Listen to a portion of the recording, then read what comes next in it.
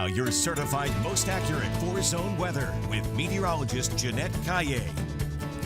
So you got a lot of things working today. You got some rain and stuff that's kind of annoying right now, and then a burn ban in effect with some real bad conditions for all of this later on. I want to point out that this is not typical for us to see an extreme fire risk across the area because we typically don't have wind gusts over 40, 50 miles an hour. That's a good point. We have the current drought, plus we're going to get more dry air behind this front. Then you add the strong gusty winds, and that's a recipe for those very high to extreme fire risks.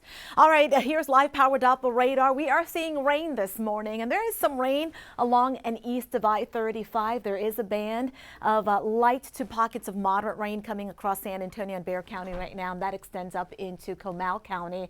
And we're seeing light rain that's moving northward from Goliad County to DeWitt, Lavaca, and Gonzales counties. There's the front, showers and thunderstorms along the front, and that will continue to push off towards the east. Roads pretty wet here, mostly light rain, but in the darker green, that's indicating some brief pockets of heavier rain. We're seeing that from downtown San Antonio up towards the northeast side of town and now getting closer to New Braunfels.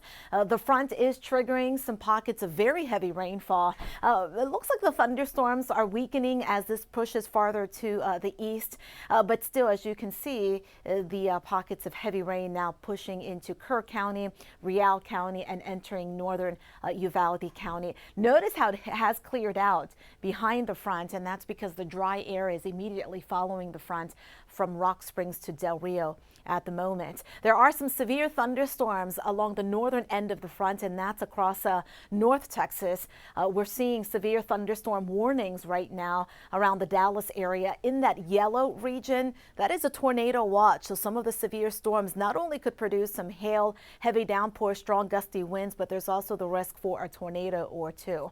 Snow on the backside of that storm system in Colorado.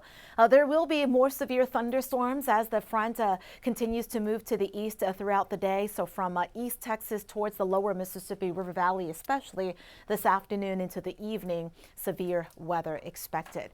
Sustained winds ahead of the front, generally between 5 and 10 miles an hour, but behind the front, we're seeing those sustained winds close to 20 miles an hour, gusts to 30 miles an hour. And we'll see those wind gusts picking up farther to the east by 7, 8 o'clock. Gusty winds here close to 30 miles an hour, up to 40, 50 miles an hour farther to the south and west. And we'll likely have a wind gust here close to 50 miles an hour this afternoon in San Antonio. Now tonight through tomorrow, including Thursday, it'll be breezy with wind gusts at times between 25 and 30 miles an hour. The winds will subside by Friday.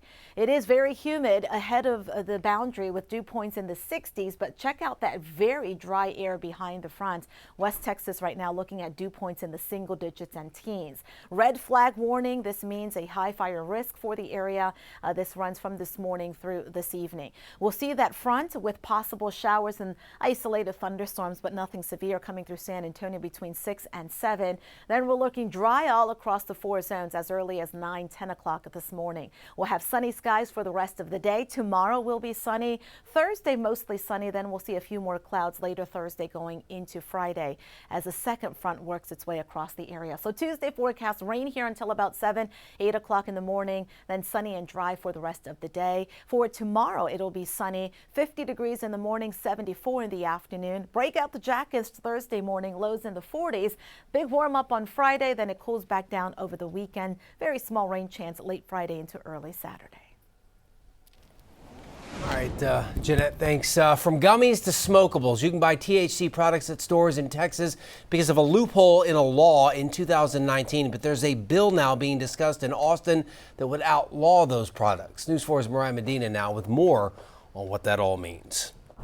It's a vibrant cannabis market. It's the most unregulated cannabis market in the country at this point. But that may soon change after Lieutenant Governor Dan Patrick put THC in his sights this session.